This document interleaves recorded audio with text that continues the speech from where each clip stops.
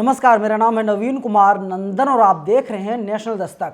आज मैं आपको 3 बड़ी खबरें बताऊंगा। आप इसे धर्म के हिसाब से मत देखिएगा, धर्म के नज़र से मत देखिएगा। इन खबरों को आप जाति के नज़र से देखिएगा तो आपको पता चल जाएगा किस तरीके से लगातार बहुजनों पर हमले हो रहे हैं, बलात्कार की घटनाएं हो रही हैं और कार्रवाई के नाम पर सिर्फ लीपापोती होती है। क्राइम तक की मैं आपको खबर दिखा रहा हूं, आप खबर देखिए। हेडलाइन में क्या लिखा गया है? पीलीभीत, दलित लड़की को गैंग रेप के बाद डीजल डालकर जिंदा जला दिया गया, उसकी हालत गंभीर है। और वहीं ये पहली घटना है, इसके अलावा दूसरी घटना भी ऐसा ही कुछ हुआ है पीलीभीत में। आपको मैं खबर बता रहा हूं, आप देखिए। क्राइम तक ने लिख रखी है स्टोरी। यूपी के पीलीभीत में 24 घंटे के अंदर हुई 2 गैंग रेप की घटना से कानून और व्यवस्था पर सवाल खड़े हो गए हैं। पहली घटना माधो टांडा थाना अंतर्गत एक दलित लड़की से गैंग रेप की घटना हुई। इतना ही नहीं, वहशियों ने उस पर डीजल डालकर आग लगा दी। लड़की को झुलसी हालत में अस्पताल में भर्ती कराया गया है। पुलिस ने आरोपियों को गिरफ्तार कर लिया है। दूसरी घटना, गांव के 2 युवक 12वीं क्लास में पढ़ने वाली छात्रा को रात में घर से उठाकर ले गए, जहां पर उसके साथ गन्ने के खेत में गैंग रेप की घटना को अंजाम दिया है।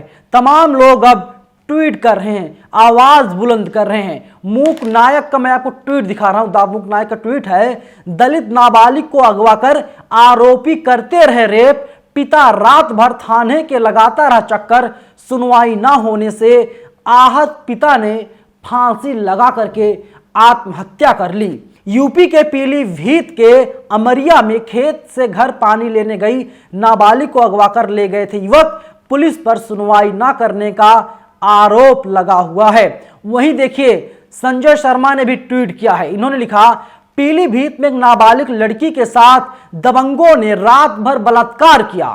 पिता अगले दिन मुकदमा लिखवाने के लिए थाने के चक्कर लगाता रहा, मुकदमा नहीं लिखा गया। पिता अपनी मासूम बेटी का इस हालत में चेहरा नहीं देख सका और उसने आत्महत्या कर ली। जिस राज्य में घटना घटी वह उत्तर प्रदेश है। और वहीं भारत समाचार ने बहुत बड़ा खुलासा किया है। आप को मैं स्क्रीनशॉट दिखा रहा हूं। भारत समाचार ने क्या ट्वीट किया है? पीलीभीत, नाबालिग से रेप के बाद पिता की आत्महत्या पर एसओ साहब सस्पेंड कर दिए गए हैं। शिकायत करने पर भी एसओ मुकेश शुक्ला ने नहीं लिखा केस, यानी पिता थाने के चक्कर लगाता रहा, एसओ साहब से गुहार लगाता रहा, न्याय की भीख मांगता रहा। एसओ साहब कार्रवाई कर दीजिए, एसओ साहब मुकदमा लिख लीजिए, एसओ साहब केस दर्ज कर लीजिए। लेकिन एसओ का नाम मुकेश शुक्ला है और शुक्ला जी ने एफआईआर तक लिखना उचित नहीं समझा। फिलहाल इनको जो है सस्पेंड कर दिया गया है। देख लीजिए किस तरीके से एट्रोसिटीज हो रही हैं, अत्याचार हो रहे हैं। और हो क्या रहा है? कार्रवाई के नाम पर सिर्फ खाना पूर्ति की जाती है और कोई ध्यान देने के लिए इस पर तैयार नहीं है। मैं वहीं आपको दूसरी खबर दिखा रहा हूं द वायर के हवाले से। द वायर ने लिखा है, पुणे सहपाठी के निष्कासन के खिलाफ अनिश्चितकालीन भूख हड़ताल पर एफटीआईआई विद्यार्थी।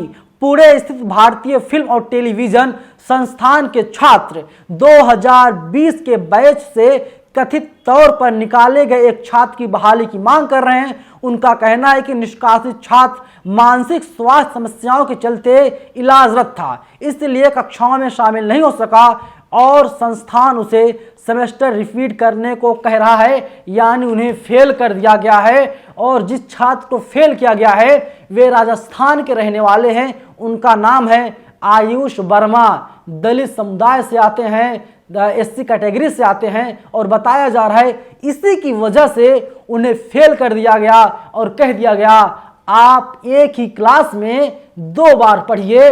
दरअसल उनकी तबीयत खराब थी, अटेंडेंस जो था उनका कम था, इसी की वजह से उनको फेल कर दिया गया। जबकि बताया जा रहा है उन्होंने जो भी सर्टिफिकेट होता है डॉक्टर्स बनवा करके विद्यालय प्रशासन को सौंप दिया, लेकिन प्रशासन सुनने के लिए तैयार नहीं है और उनको सजा दी गई है। और अब आयुष वर्मा के समर्थन में कई छात्र आ गए हैं और अब वे लोग भूख हड़ताल कर रहे हैं और भूख हड़ताल तीसरे दिन में प्रवेश कर गई है और छात्रों की तबीयत भी खराब होती हुई दिखाई दे रही है। लेकिन एक खबर जो है अखबार से और टीवी से पूरी तरीके से गायब कर दिया गया है। यहाँ पर भी आप सोचिए, उत्तर प्रदेश के साथ ही पुणे में, महाराष्ट्र में किस तरीके से दलित छात्रों के साथ भेदभाव हो रहा है। वहीं तीसरी खबर है, आपको पता होगा